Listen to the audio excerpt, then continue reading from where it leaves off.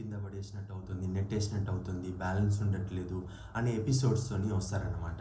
So దీన్నే vertigo, giddiness or dizziness అని అనొచ్చు అనమాట. సో ఇది చాలా మటుకు జనరల్గా అవుట్ పేషెంట్ బేసిస్లో ఇది మేము రెగ్యులర్గా చూస్తూ ఉంటాము. దీనికి మెయిన్ ముఖ్య కారణం ఏంటంటే బీపీపీ అనే condition. So it's called benign positional paroxysmal vertigo అన్నమాట. సో దీని ప్యాథోఫిజియాలజీ ఇది ఎందుకు వస్తుంది, దాని రీజన్ గురించి మనం డీటెయిల్స్లోకి వెళ్తే, సో మన బ్యాలెన్స్, మన శరీరం యొక్క బ్యాలెన్స్ అనేది 3 ముఖ్యమైన ఆర్గన్స్ వలన కలుగుతుందన్నమాట. అదే మన eyesight, proper eyesight, inner ear, external ear కాదు, మిడిల్ ఇయర్ కాదు, ఇన్నర్ ఇయర్, కాక్లియా అనే part, and nervous system. So ఇవి ప్రాపర్గా ఉంటే మన బ్యాలెన్స్ అనేది నార్మల్గా ఉంటుందన్నమాట. సో ఈ బీపీపీవీ అనే కండిషన్లో మెయిన్గా ఇన్నర్ ఇయర్లో కాక్లియా అనే పార్ట్లో సెమీ సర్క్యులర్ కెనాల్స్ అనేవి ఉంటాయన్నమాట. ఈ సెమీ సర్క్యులర్ కెనాల్స్లో జనరల్గా నార్మల్గా ఫ్రీగా ఫ్లూయిడ్ అనేది ఫ్లో అవుతుందన్నమాట. సో దానివల్ల మన బ్యాలెన్స్ అనేది మెయింటైన్ అవుతుంది. సో కొంతమందిలో ఏజ్ కొంచెం ఎక్కువ ఉన్న వాళ్ళు above 40, calcium, vitamin D deficiency, magnesium deficiency, ఇతరత్ర కారణాల వలన ఏమవుతుందంటే కాల్షియం అనేది ఆ సెమీ సర్క్యులర్ కెనాల్స్లో ఓటోకోనియా అనే చిన్న చిన్న కాల్షియం డిపాజిట్స్ అనేది అయిపోతాయి అన్నమాట. సో దానివల్ల ఆ free flow of fluid semi circular కెనాల్స్లో ఇన్నర్ ఇయర్లో టర్బులెన్స్ ఏర్పడుతుంది అనమాట, ఈక్విలిబ్రియం డిస్టర్బెన్స్ అవుతుంది. సో దానివల్ల బ్రెయిన్కి ఆ సిగ్నల్స్ అబ్నార్మల్గా పంపిస్తాయి అనమాట. దానివల్ల శరీరం అనేది బ్యాలెన్స్ లేకుండా స్పిన్నింగ్, చాలా మటుకు చాలామంది ఇల్లు తిరుగుతున్నట్టు, వాళ్ళే ఫ్లోట్ అవుతున్నట్టు ఇట్లా కంప్లైంట్ చేస్తారనమాట. ఈ సిమ్టమ్స్ అనేది ఎప్పుడు వస్తాయి అంటే, సో ఆ సెమీ సర్క్యులర్ కెనాల్స్లో ఉన్న కాల్షియం ఎప్పుడు డిస్టర్బెన్స్ అవుతుంది అనేది ముఖ్యంగా తెలుసుకోవాలనుకుంటే, మనము పేషెంట్కి హెడ్ పొజిషన్ సడన్గా హెడ్ మూమెంట్స్ చేసినప్పుడు ఈ సిమ్టమ్స్ వస్తాయి అన్నమాట. ఏదైనా కింద పడిపోయినప్పుడు తీసుకోవడానికి లేచినప్పుడు, లేకపోతే బెడ్ పైన రోల్ అయినప్పుడు ఇలాంటి సిమ్టమ్స్ వస్తాయి అన్నమాట. So head and neck movements వలన ఈ సిమ్టమ్స్ వస్తాయి. అండ్ ఈ సిమ్టమ్స్ చాలా మటుకు 10 to 15 సెకండ్స్, మ్యాక్సిమం 1 minute వరకు లాస్ట్ అవుతుంది. ఒక రోజులో 4 to 5 times ఎపిసోడ్స్ లాగా వస్తాయన్నమాట. అండ్ టోటల్గా ఒక 5 to 7 days అనేవి ఈ సిమ్టమ్స్ ఉంటాయన్నమాట. కొంతమందిలో ప్రొలాంగ్డ్ అంటే కొన్ని మంత్స్, కొన్నిసార్లు ఎవ్రీ మంత్, ఫ్రీక్వెంట్గా ఈ సిమ్టమ్స్ అనేది వస్తూ ఉంటాయి అన్నమాట. సో వాళ్ళకి సెపరేట్ డిఫరెంట్ ట్రీట్మెంట్ ఆప్షన్స్ అనేది ఉంటాయన్నమాట.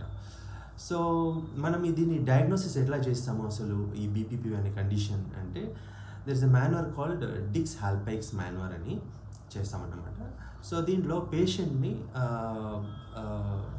బెడ్ పైన పడుకోబెట్టి ఎడ్జ్ ఆఫ్ ద బెడ్ దగ్గర తలని కొంచెం కిందికి 30 degree కిందికి చేసి కొంచెం సైడ్కి అటు ఇటు తిప్పడం వలన పేషెంట్కి సడన్గా ఒక 10-15 seconds తర్వాత సడన్గా గిడ్డినెస్ అనేది వస్తుంది అనమాట, స్పిన్నింగ్ సెన్సేషన్ వస్తుంది. దాంతోపాటు కళ్ళలో కూడా మనం కొన్ని మూమెంట్ చూడొచ్చు, దాన్ని నిస్టాగ్నస్ అంటాం అన్నమాట. అండ్ వామిటింగ్ కూడా చేసుకోవచ్చు, ఇది కామన్ సింప్టమే. సో దీనికి డయాగ్నోసిస్ చేసిన తర్వాత వీళ్ళకి మనం కొన్ని చాలా తక్కువ సిమ్టమ్స్, అంటే రోజులో ఒకసారి 2 సార్లు వస్తే ఎక్కువ మెడిసిన్స్ ఏం పెట్టాము. ఎక్కువ సిమ్టమాటిక్ ఉన్న వాళ్ళలో వెస్టిబులర్ సెడేటివ్స్ అంటామన్నమాట. వాటిని ప్రోక్లోర్ పెరజిన్, డైమెన్హైడ్రనేట్, సినరెజిన్, ఇంకా వెర్టిన్, బీటా హిస్టిన్ అని అంటామన్నమాట. ఈ మెడిసిన్స్ అనేది వెస్టిబులర్ సప్రెషన్ చేస్తాయన్నమాట, వెస్టిబులర్ ఏరియా. సో ఈ మెడిసిన్స్ కొన్ని రోజులు వాళ్ళకి హెల్ప్ చేస్తాయి అన్నమాట. దాంతోపాటు నెక్ కాలర్ అడ్వైజ్ చేస్తాం. నెక్ కాలర్ వలన మూమెంట్స్ అనేది సడన్గా ఉండవు అనమాట. అండ్ పడుకునేటప్పుడు, లేచేటప్పుడు స్లోగా లేవడం, స్లోగా పడుకోవడం, హెడ్ మూమెంట్స్ సడన్గా ర్యాపిడ్ మూమెంట్స్ చేయకూడదని అడ్వైజ్ చేస్తామన్నమాట. సో 5 to 7 days కొంచెం ఈ జాగ్రత్తలు తీసుకుంటే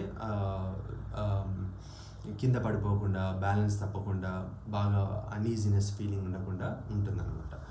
సో ఇలాంటి లక్షణాలు రెగ్యులర్గా చాలా ఫ్రీక్వెంట్గా వచ్చే వాళ్ళకి, ఎపిసోడ్స్ అనేది చాలా ఫ్రీక్వెంట్గా వచ్చే వాళ్ళకి ఏం చేస్తామంటే వెస్టిబులర్ రీహాబిలిటేషన్ ఎక్సర్సైజెస్ చెప్తామన్నమాట. So simple but neck exercises. And ఎవరైనా ఈఎన్టీ ఫిజిషియన్ ఆర్ ఫిజియోథెరపిస్ట్ పర్యవేక్షణలో ఈ ఎక్సర్సైజెస్ చేసుకోవాలన్నమాట. ఇంకొక మాన్యువర్ అనేది ఉంటుంది, మనము డయాగ్నోసిస్కి హాల్పైక్స్ మాన్యువర్ అని చెప్పాము కదా. సో దానికి అపోజిట్గా ఎప్లీస్ మాన్యువర్ అని ఉంటుంది. ఆ ఎప్లీస్ మాన్యువర్ వలన ఆ కాల్షియం అనేది ఆ సెమీసర్క్యులర్ కెనాల్స్లో అటు ఇటు ఫ్లో అవుట్ అవుతున్నది. అది నార్మల్గా రీపొజిషనింగ్ చేసే మాన్యువర్ని ఎప్లీస్ మాన్యువర్ అంటాం అనమాట. అది 100% సక్సెస్ రేట్ ఉండకపోయినా ఒకసారి ట్రై చేయొచ్చు మనం. సో ఇది BPPV, it's a simple condition, అందుకే బినైన్ అంటాం అన్నమాట. సడన్గా వస్తుంది, దట్స్ వై పెరాక్సిస్మల్ అంటాం అన్నమాట. హెడ్ మూమెంట్స్తోనే వస్తుంది కాబట్టి పొజిషనల్ వెర్టిగో అంటాం అన్నమాట. సో ఇది common cause of vertigo in general population. So BPPV పక్కన పెడితే వేరే ఇతరత్ర కారణాలు ఏముండొచ్చు తల తిరగడానికి అనే 2 అంశాల గురించి మనం డిస్కస్ చేద్దాము. సో సెకండ్ ఇంపార్టెంట్ ప్రాబ్లం ఏంటంటే మీనియర్ డిసీజ్ అంటాం అన్నమాట. దీన్ని ఎండోలింఫాటిక్ హైడ్రాప్స్ అంటాం. సో ఇది కొంచెం ట్రబ్లింగ్ కండిషన్. దీనికి రీజన్ ఏంటంటే చాలా మటుకు ఎక్కువ సాల్ట్ అండ్ వాటర్ ఇంటేక్ చాలా ఎక్కువ తీసుకున్న వాళ్ళలో, కొంతమందికి లోపల ఇన్నర్ ఇయర్లో రిసెప్టార్ లెవెల్లో ప్రాబ్లం ఉన్న వాళ్ళకి కొన్ని జెనెటిక్ రీజన్స్ వల్ల కూడా ఈ మీనియర్స్ డిసీజ్ అనేది వస్తుంది. దానివల్ల లోపల ఇన్నర్ ఇయర్లో ప్రెషర్ అనేది పెరిగిపోతుంది అన్నమాట వాళ్ళకి. సో సిమ్టమ్స్ ఇలానే బీపీపీవి ఇలానే స్పిన్నింగ్, హెడ్ పొజిషనింగ్ వల్ల స్పిన్నింగ్, గిడ్డినెస్ రావడము, వామిటింగ్ సెన్సేషన్ రావడము, ఎక్స్ట్రా సిమ్టమ్స్ అనేది కొన్ని ఉంటాయి. కొంతమందికి రింగింగ్ సెన్సేషన్, బెల్ మోగినట్టు సెన్సేషన్ ఉండొచ్చు, టినిటస్ అంటాం అన్నమాట. కొంతమందికి ఇంబ్యాలెన్స్, చాలా మటుకు కొంతమందికి ఇయర్లో ఏ సైడ్ అయితే అఫెక్ట్ అయిందో ఆ ఇయర్లో ప్రెషర్ అనేది హెవీగా ఫీల్ అవుతారనమాట. సో వీటికి ట్రీట్మెంట్ అనేది జనరల్గా ఆ టైంలో ఇందులో లక్షణాలు కూడా సేమ్ ఇలానే ఉంటాయి, బట్ కొంచెం ప్రొలాంగ్డ్ ఉండొచ్చు. అంటే బీపీపీవీలో మనకి గిడ్డినెస్ వస్తే మ్యాక్సిమం 1 minute 2 minutes అట్లా ఉంటాయి అన్నమాట. బట్ దీంట్లో ఎక్కువసేపు మోర్ దెన్ 1 minute సిమ్టమ్స్ ఉండొచ్చు అన్నమాట. సో దీనికి ట్రీట్మెంట్ అనేది మనం లోపల ప్రెషర్ ఎక్కువ ఉంది కాబట్టి ఆ ప్రెషర్ తగ్గించే మెడికేషన్ యూజ్ చేస్తామన్నమాట. ఫర్ ఎగ్జాంపుల్ అసెటజోలమైడ్, ఇంకా డైయూరిటిక్స్, కొన్ని లాసిక్స్ లాంటివి కూడా యూజ్ చేస్తామన్నమాట. కొంతమందికి రిఫ్రాక్టరీ కేసెస్ అంటే మెడికేషన్ కూడా వర్క్ చేయట్లేదు, వెస్టిబులర్ రీహాబిలిటేషన్ కూడా వర్క్ చేయట్లేదు, అండ్ సెడేటివ్స్ వర్క్ చేయట్లేదు.